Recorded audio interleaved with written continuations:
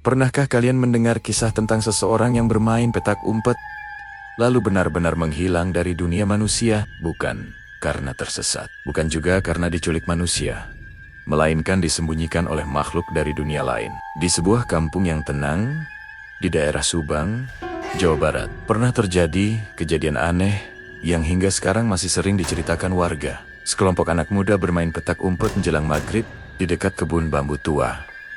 Awalnya hanya permainan biasa, penuh tawa dan teriakan. Namun permainan itu berubah menjadi mimpi buruk ketika salah satu dari mereka benar-benar hilang tanpa jejak.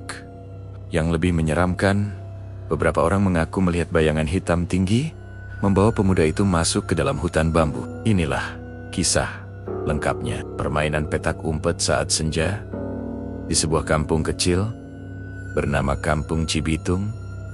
Tinggal beberapa anak muda. Ada Ujang, Dadan, Asep, Mang Didin, Rizky, dan Jajang yang pendiam. Suatu sore, ketika langit mulai berubah jingga, mereka berkumpul di lapangan. Dadan tiba-tiba berkata, "Hayu orang main petak umpet." Rizky kalah dan menjadi penjaga. Ia menutup mata di pohon mangga sambil menghitung keras. Hiji, dua, tilu, opat. Ujang sembunyi di kandang kambing. Asep di pohon rambutan. Jajang berlari menuju kebun bambu tua yang terkenal angker. Di tengah kebun bambu, ia menemukan sebuah lubang besar di antara rumpun bambu. Jajang pun masuk ke sana dan duduk diam. Tiba-tiba, angin di kebun bambu berubah dingin. Suara bambu saling bergesekan membuat bunyi yang aneh. Jajang mulai merasa tidak nyaman. Ia mendengar suara langkah kaki berat, bukan suara langkah teman-temannya. Langkah itu terasa lambat dan berat. Di antara batang bambu berdiri sosok tinggi, berwarna hitam. Tubuhnya kurus panjang. Matanya merah menyala. Rambutnya menjuntai ke tanah. Makhluk itu mendekat. Semakin dekat. Jajang ingin berteriak, namun tubuhnya kaku. Dan tiba-tiba, semuanya menjadi gelap. Sementara itu di lapangan, Rizky sudah menemukan hampir semua temannya. Namun Jajang belum ditemukan. Mereka memanggil-manggil, "Jajang!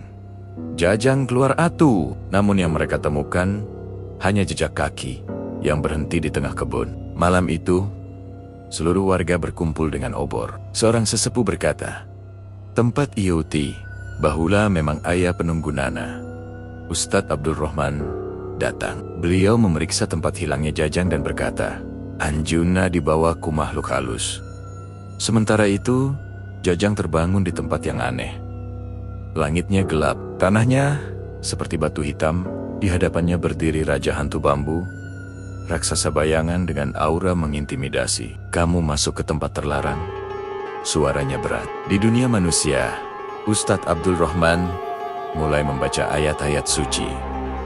Angin di kebun bambu berputar kencang. Muncul bayangan hitam besar menghadang.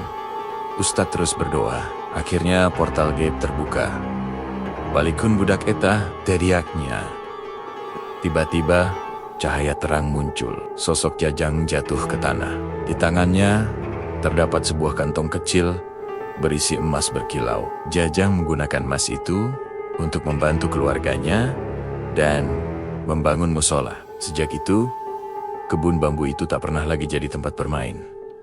Pesan moralnya, hargailah tempat sakral. Jangan bermain hingga larut senja. Iman dan keberanian dapat mengalahkan ketakutan. Apakah kalian punya cerita serupa? Tuliskan di komentar. Jangan lupa subscribe, like, dan bagikan video ini.